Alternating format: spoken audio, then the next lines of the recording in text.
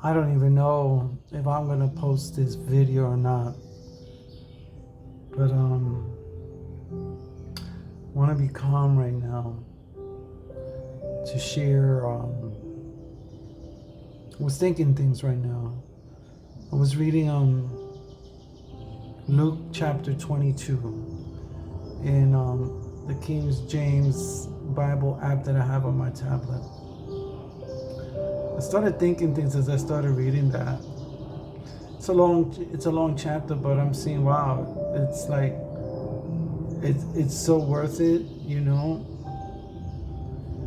It's like talking about the very last moments that led to Jesus being crucified for us. An innocent man who did nothing wrong. There was one part where Jesus told the chief priests and the soldiers, you know, all of those people that came in the night to get him, to arrest him. Before he got arrested, he said something to them about the, you know, this is the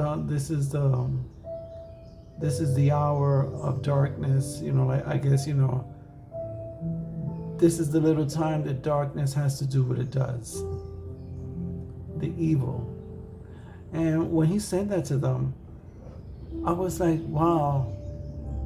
They didn't even realize right there, because what they were doing so crafty that they wanted to do it late in the night so that there wouldn't be a crowd, because then the crowd would fight for Jesus. And what they were doing was so evil and so wrong, because, you know, they had to do it under the stealth of night. And they knew that this man was doing nothing wrong. He was not a criminal. All he was just speaking the truth, but they saw it as blasphemy. But it looks like they were hating him so much because I guess he was getting all the praise, all the attention, and they no longer were getting the praise and attention. I can't believe that would lead them to such a dark place, to do such a dark thing. And even when Jesus said, this is the hour of darkness, like, I'm surprised it didn't sunk in their heads and made them realize, whoa, what we're doing right now it is dark. You know, it's evil. You know, deep down inside, we're just jealous of this man. But they didn't see it like that. They saw it as them doing a favor for the light. That's how they saw it. So I started thinking, since way back in the past, why won't people believe in Jesus? He's the only one throughout all religions, that has helped mankind in a way that so-called gods would never help mankind. He was, before he even came as a man to live on this earth and to walk like us and go through what we go through in life, always one point or another, this was a God. And for me, is the God. But for now, because I'll say this was a God, you know, too, because the way people saw him, or the way people just believed in so many gods. But if we're going to compare Jesus to these so-called gods or whatever, this is the only God that, as you read throughout history, has shown mercy in such a way that no other gods will put up with that. You know, the only time when God had to punish, even in the punishing, how many times he would say that he doesn't even like doing this, but he has to, because they're being disobedient, they're not taking him seriously. He goes out of his way to do so many things that he don't have to do, because how many other gods don't even go out of their way to truly look out for their people, because they're gods. It's all about you serving them, they don't serve you. But here is God, ever since the beginning, serving us one way or another, being merciful to us when other gods would just bring down their wrath all the time. Even if you are being good, some gods would just play around with their servants, just because they just have that God complex. God never did that. God never played around with his creation, like I said. And you would expect that from anyone. Even parents do that too. When you warn your child, and he keeps on disobedient, you know that sooner or later you have to punish the child so that the child can finally take you seriously. What child would take their parents seriously if the parent doesn't punish them? And we go so quickly to blaming God and be like, oh, but he's so mean, look what he did this and look what he did that. Isn't that how your children will look at you when you do something that you know is right and you're doing it out of love, but they're seeing it as the way, they're seeing it as, oh, they're so mean, why they're doing all of this? And you don't understand that, because you're a parent, you're saying, I'm not being mean, I know what I'm doing, you just don't understand what I'm doing, because all you're seeing is the wrath, but you're not seeing the punishment that has to come, because I have given you warnings and you still decided to just ignore me. Well, this God not just gives you warning, but this God does things that no other gods would do. This God came and saw a people being oppressed. What was it? I think it was like was it like 4 million? It was a lot of people being oppressed in Egypt. I think it was 400,000. Being oppressed in Egypt, being slaves for 400 years. For 400 years to the Pharaoh.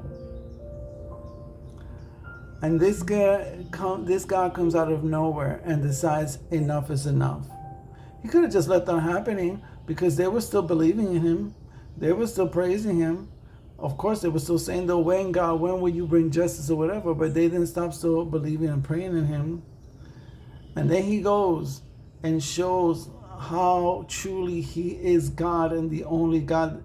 That even while he was doing all these miraculous things and wondrous things and powerful things, that even if there was any type of attempt on any of the fake gods, it was nothing compared to his power. That even the Pharaoh saw the power of God, and he couldn't take it no more. And he decided, he gave in and said, "Yeah, okay, take the people, let them leave, because I can't take this no more. Stop punishing. Tell your God." That's what he told Moses. Tell your God to stop punishing us. Enough is enough. I'll set them free or whatever. So God does that. Then not only does God does that, he keep his word by saying that I'll always protect you as long as you're obedient, just like a parent. So he does all these wondrous things. He splits the sea in half. And then, people don't want to believe that there is a God today, right? But then all of a sudden, you start throwing all these historical facts that are now coming to light, and you can't deny it. People have found remnants of chariots and wheels of chariots and bones dated back to just exactly around the time that happened with the Red Sea parting in half. How can you not believe that just by that alone? I mean, that's already way too much proof. And that should already tell anybody who's a disbeliever, well, that is weird that does connect with that part in the Bible that it said that this happened to this people, and Pharaoh went with his chariots into the Red Sea, and then the Red Sea closed in on them. Wow, that's very interesting, And throughout time, archaeologists keep on finding more proof. They found proof that Jesus existed through tablets that they found talking about Pontius Pilate. When they saw those tablets talking about Pontius Pilate, they realized also Pontius Pilate did exist. He was real. And it's funny that at the same time, Pontius Pilate was also mentioned in the Bible. So how could you deny and say that Jesus doesn't exist and he wasn't real if even proof of Pontius Pilate's existence came to life? So then after that, archaeologists also find Dead Sea Scrolls.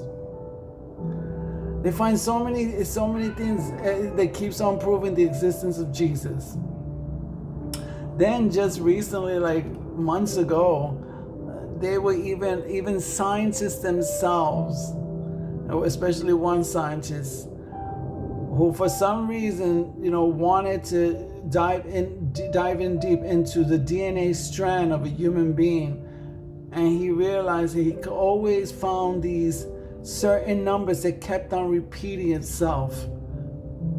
Every time the certain numbers finished, the new numbers began, but they were the same numbers over and over again, and it fell in a certain type of order over and over again, which he then used the Hebrew I think the Hebrew alphanumeric system, something of that order, and he realized that certain numbers kept on repeating themselves. So he compared it to Hebrew, and he realized it always kept on spelling out the name of God, Yahweh. I think he also said that there was also another that said something that talked about Jesus is Lord, or the crucifixion of Jesus. So I'm like, okay. So then you got that part about the reality of God, right? Then all of a sudden Jesus comes into the picture, right? And you see him do things that no other God has ever done before. Why would a God come down to earth and decide to be a man and lower himself to the status and power and physical strength of an ordinary man? But not just to come down and just be an ordinary man, but all of a sudden to humble himself to the point that even though he's God, he's saying, I'm here on this earth to be a servant to you. What the most amazing sign of humility and understanding. To walk in our shoes, but not just to walk in our shoes, but to show us how we should truly be.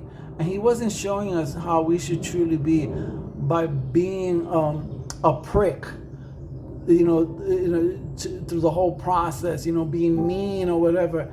He was doing something that we today still keep on looking at, and either we laugh at it and say, oh, you're so naive, or we find it so rare for someone to be so kind, so positive, so gentle, so caring. And yet he embodied all of that, but at the same time was strong, spoke the truth whenever he had to, even though he knew that whenever he told the truth, it was going to hurt some people. But even that, he would say that he's doing it out of love. And he would even warn you, listen to me. If you don't listen to me, you're only condemning yourself. So he actually came down to explain things better about God, to explain how God wants us to live, how God wants us to be. And it's all positive things. And that's why I'm still taking the time to read the Bible, and I got a lot to still learn.